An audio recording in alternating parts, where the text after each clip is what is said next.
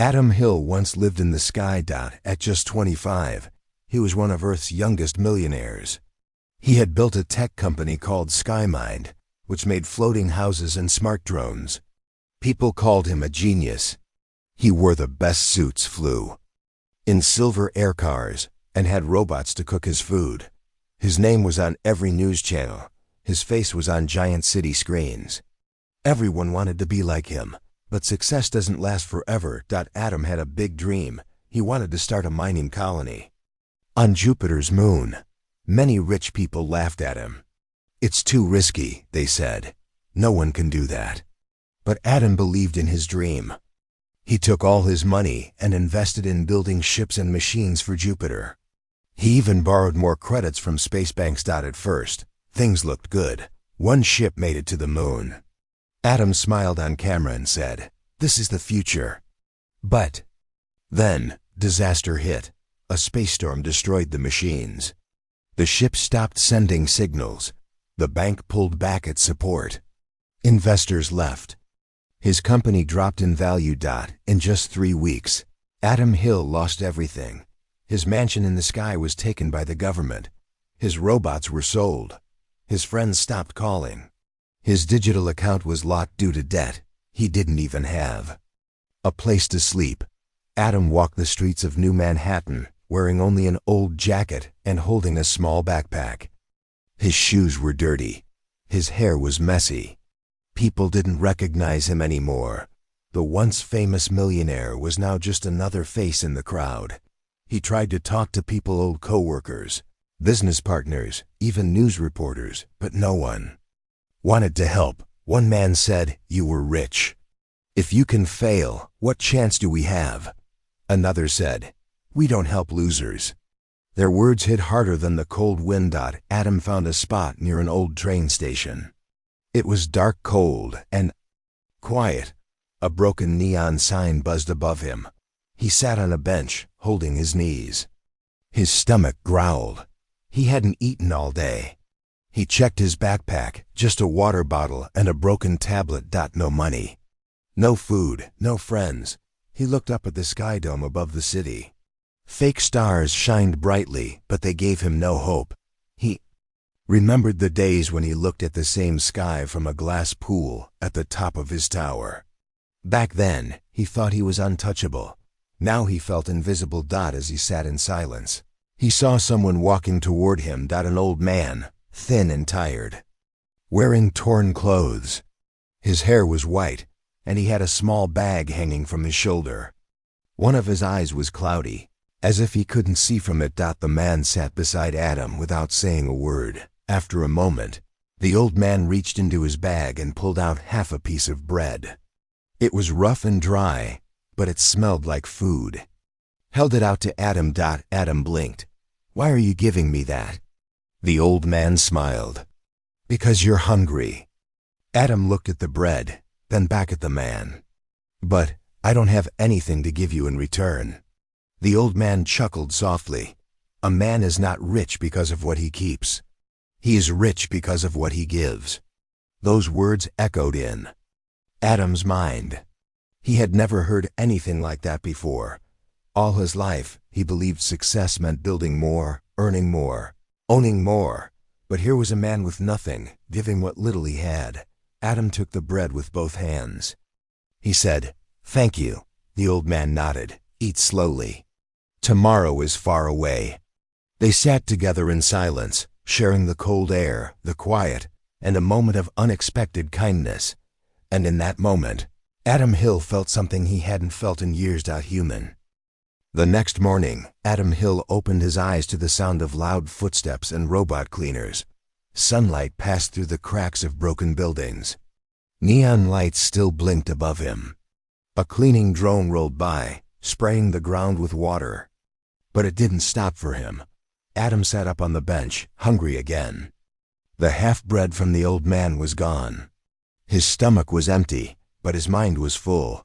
He looked around for the old man who had helped him, but he was nowhere to be seen. Only a few people walked by. Some had tired eyes, some pushed old carts.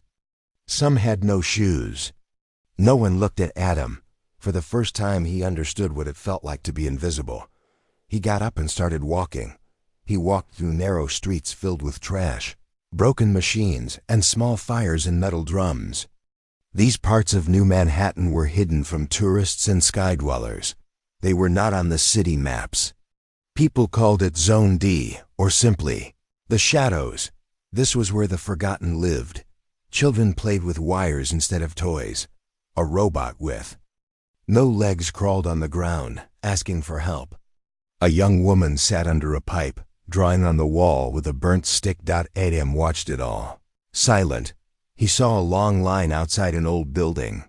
A sign said, "Soup Corner." The smell of warm food reached his nose. He joined the line. A man in front of him turned and said, "New here?" Adam nodded. "Yes. First time's the hardest," the man said. "But it gets better when you stop expecting anything." Those words stayed with Adam. He didn't even know what he expected anymore. Inside the soup corner, a lady with gray hair handed him a small bowl of soup and a piece of hard bread. She didn't ask for his name or anything in return. She only said, "Eat slow, dear. That's all for today." Adam found a spot near a window and sat. The soup was thin but warm. The bread was dry but real. As he ate, he heard others talking. "Used to be a space pilot," one man said. "I built farms on Mars," said another. "I taught AI coding to robots," said a woman. Adam turned to look. They all looked tired, worn out, and dressed in old clothes. Yet their pasts were full of stories, skills, and dreams. He thought, these people are not useless. They're just unseen. Later, Adam walked out and sat on the steps of an old metro station. The trains didn't work anymore. Vines had grown over the entrance. A few people were sleeping inside. As he sat there, someone called out, "Hey, you!" Adam turned. It was the same old man from last night, the one who had given him bread. Adam smiled. "I was looking for you." The man sat beside him. "And I was waiting." "My name's Adam," he said.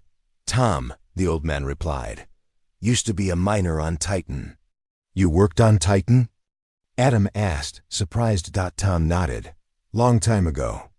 We built the tunnels before machines took over. Then the company left. So did the jobs." Adam looked down. "I used to run SkyMind. We made floating homes. I had everything until I didn't." Tom looked at him with calm eyes. "Now you have a chance to see what matters," Adam asked softly. "What do you mean?" Tom pointed to the people around them. "Out here we have nothing, but we share, we help, we survive together." "But no one listens to you," Adam said. Tom smiled. "That's why you're here now." That night, Adam sat by a small fire with Tom and two others. They shared their food, just rice and boiled leaves, but it felt like a feast.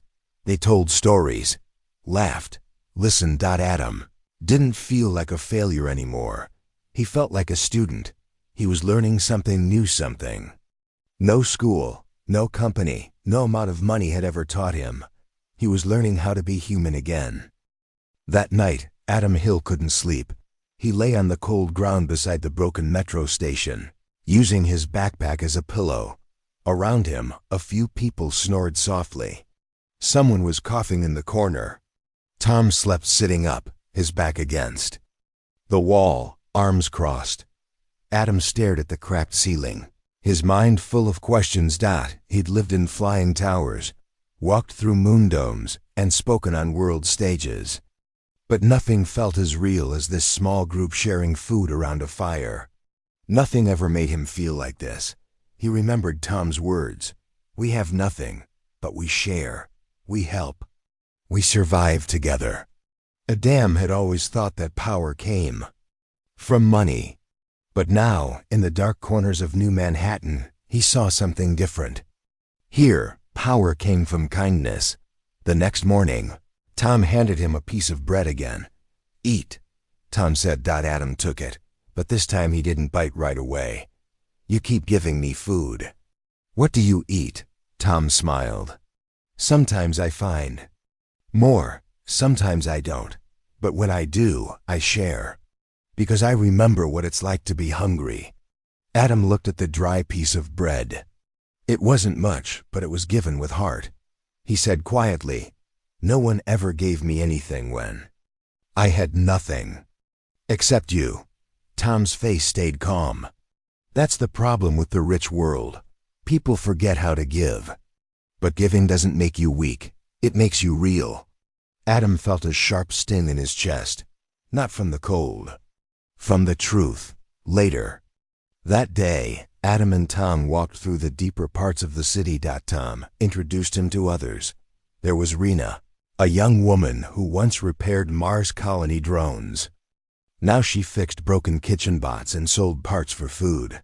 There was Danny, who used to be a voice actor for AI learning systems. He now read stories to street kids for coins.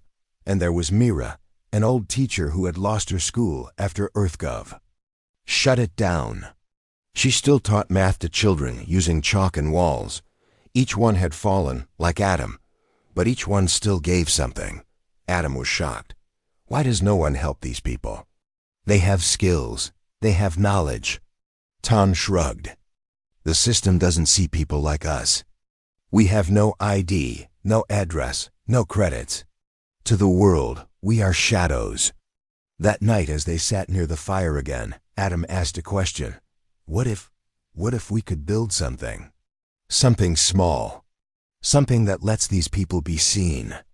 Not for begging, but for sharing, for teaching, for offering help. Tom raised his eyebrow.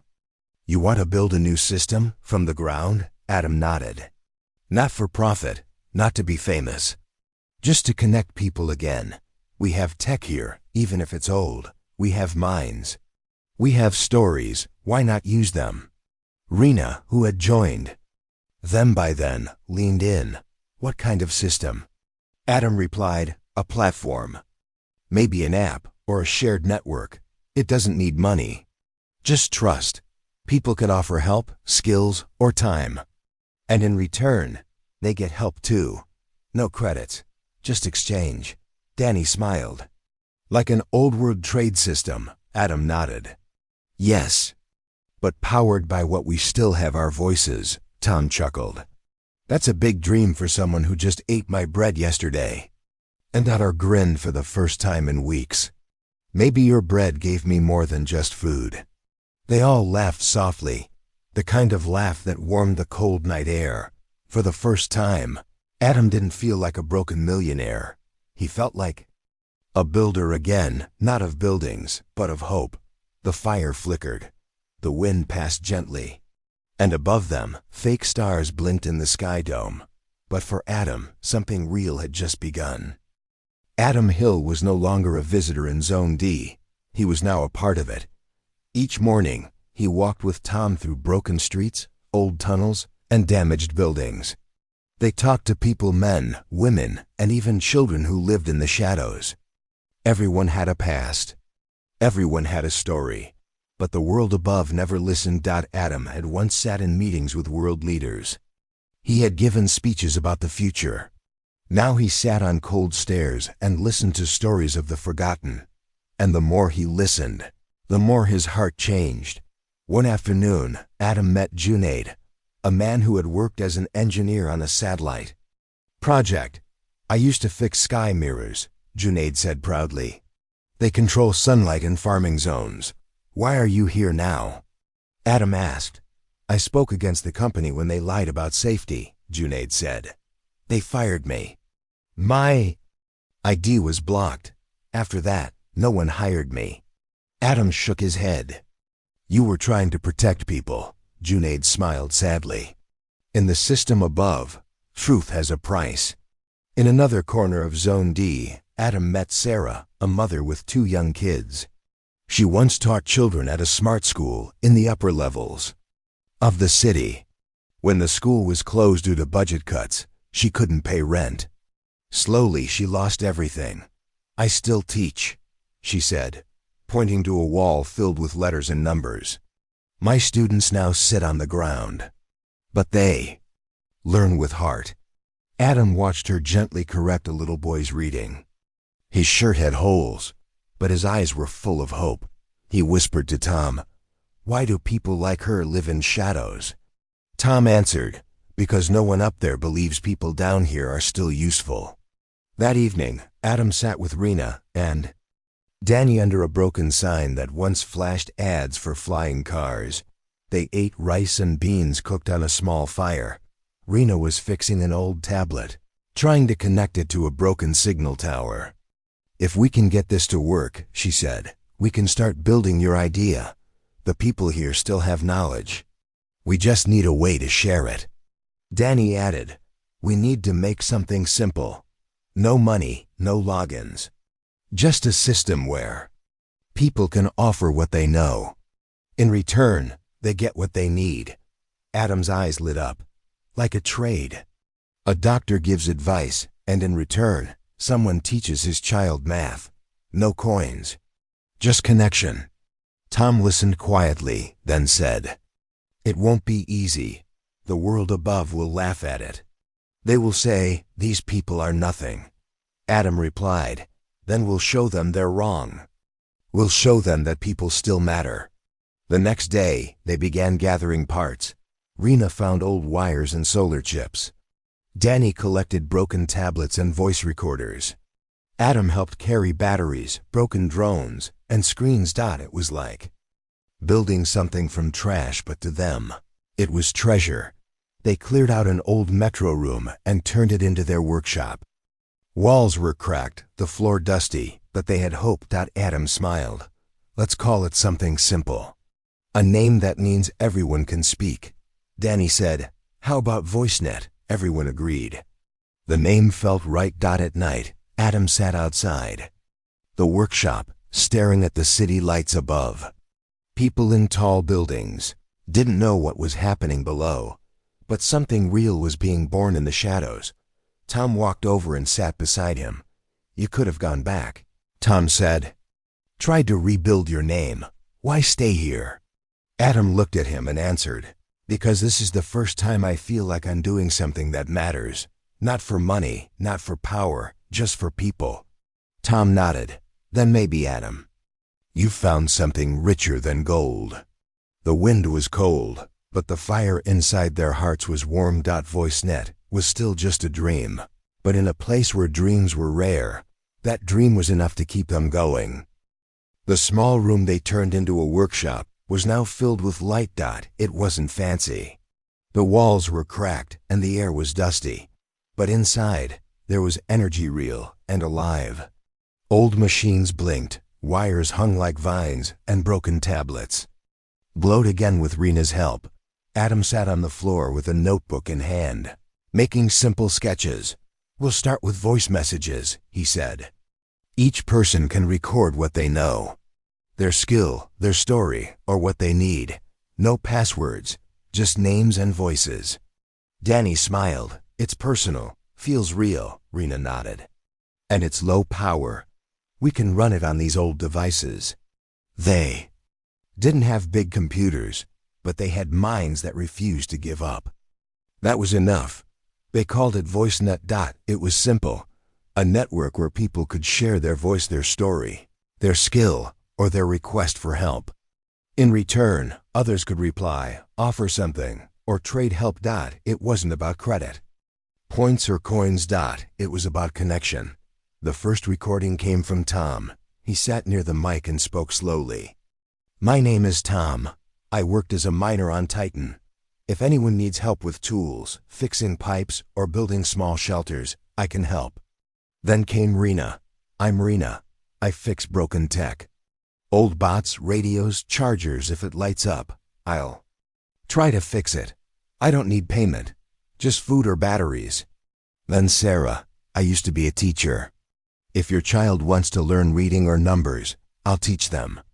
Soon, the small room echoed with voices, honest, warm, and full of forgotten talent. Adam couldn't believe how fast people joined.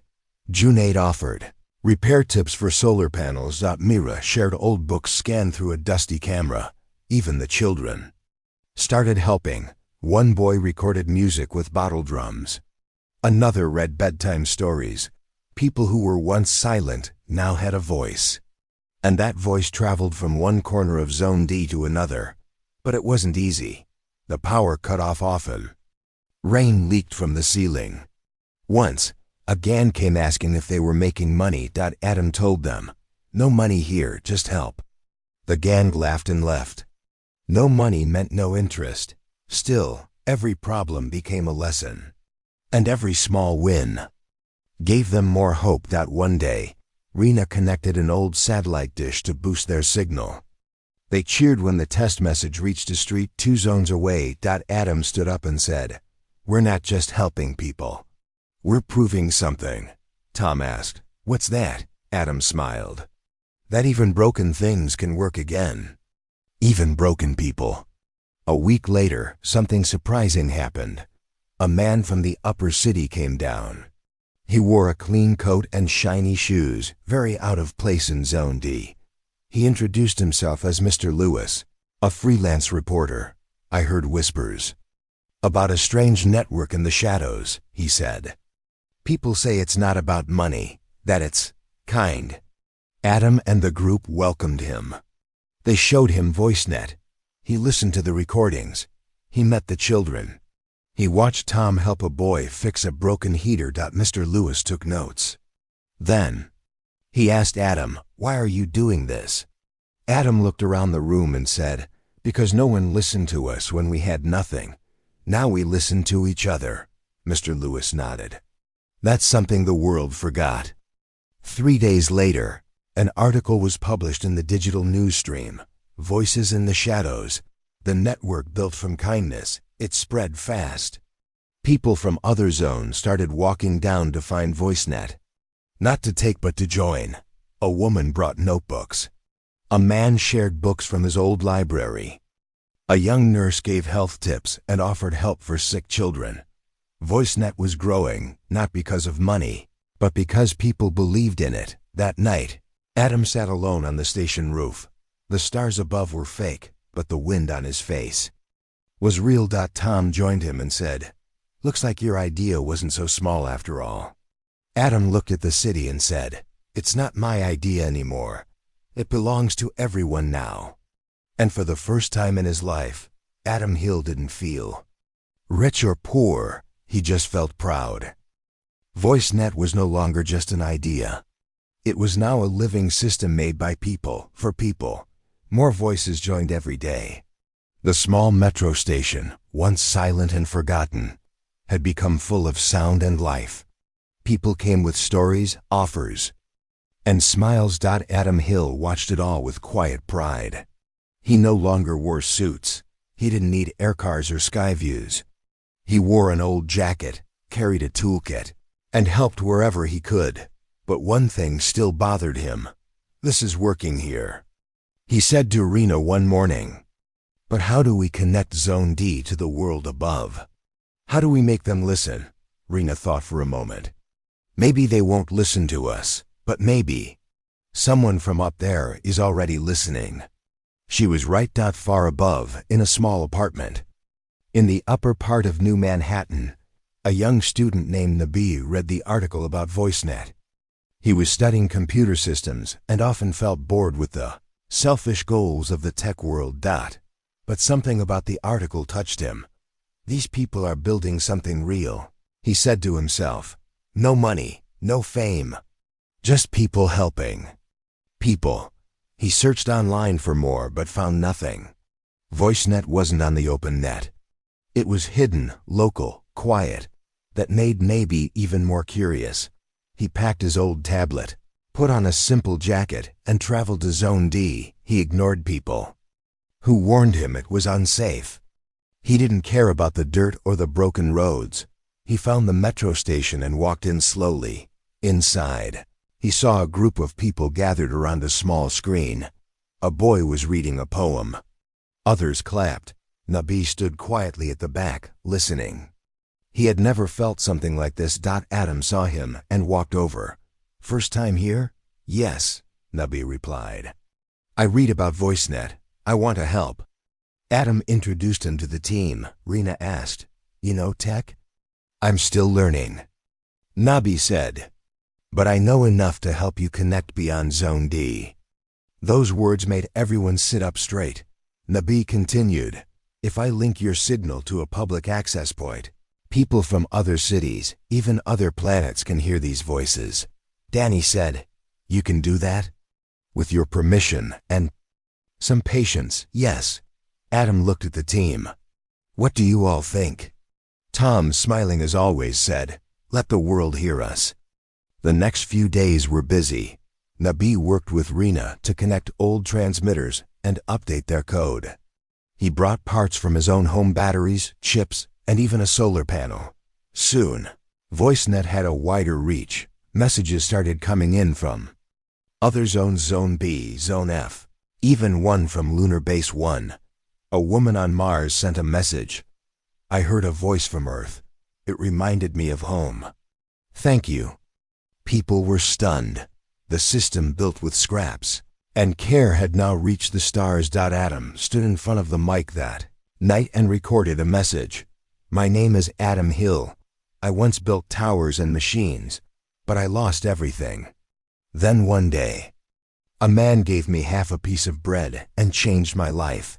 His kindness taught me more than any school or company ever did. So we built VoiceNet, a place for people to be heard.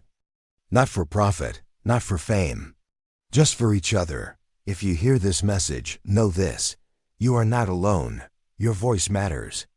And you are still worth something." The message spread fast. More messages came back. Some offered help. Some sent books. Some shared tools.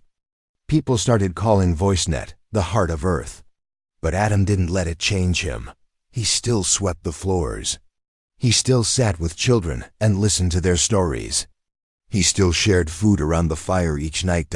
Because he knew one thing: it all started with a piece of bread and a man who gave without asking for anything back.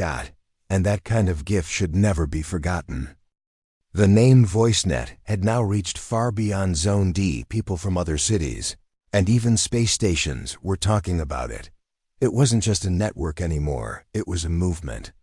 A quiet fire that had started in the darkest place was now lighting hearts across the stars. Yet in the old metro station, things looked the same.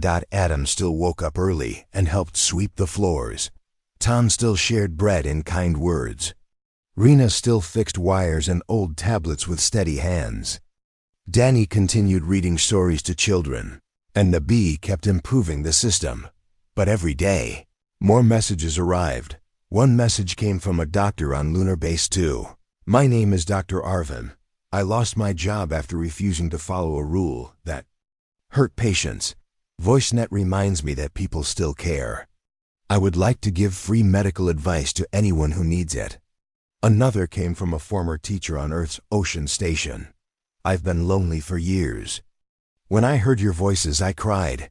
Please let me teach again. I can send lessons for kids who have no schools." Even messages from space pilots, farmers, and artists arrived. People didn't want money. They wanted purpose. One evening, Tom and Adam sat together near the fire, as they always did. "You never thought it would become this big, did you?" Tom asked with a soft smile. Adam looked at the stars above and shook his head. "I only wanted to help one person. Now people across the system are helping each other." Tom took a slow bite of bread and said, "That's how real things grow." Quietly, not with noise, but with need. Adam nodded.